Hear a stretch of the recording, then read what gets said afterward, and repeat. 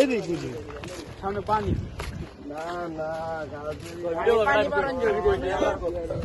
গায়ে আমরা এখন একটা সুন্দর পরিবেশে আছি, যদিও রোদ্রের তাপমাত্রা অনেক বেশি, মানে থাকার মতো নয়, তীব্র রৌদ্র। তার মাঝখানে আমরা আইসি ভিডিও করতে। ভিডিও কত সুন্দর, দেখাও ভিডিও দেখাও।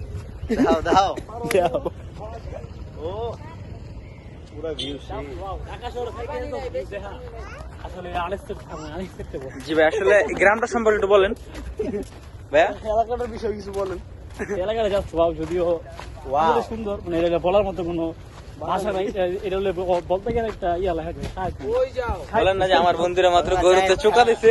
তো যারা কর্মজীবী আর কি, যারা কাজ করেন, সপ্তাহে একবার হলে সমস্ত পরিবেশে আসা দরকার মাইন্ড ফ্রেশ হওয়ার জন্য। পার্কে নাকি আপনারা আসবেন অবশ্যই, যদি যারা নারায়ণগঞ্জের আশেপাশে থাকে তাদের উদ্দেশ্য করে বলা, আপনারা অবশ্যই এখানে আসবেন। দূরেই পানিটা আসবেন, ঘুরে যাবেন, ভালো লাগবে। জায়গার নাম না গেলে বেটা চিনবো না।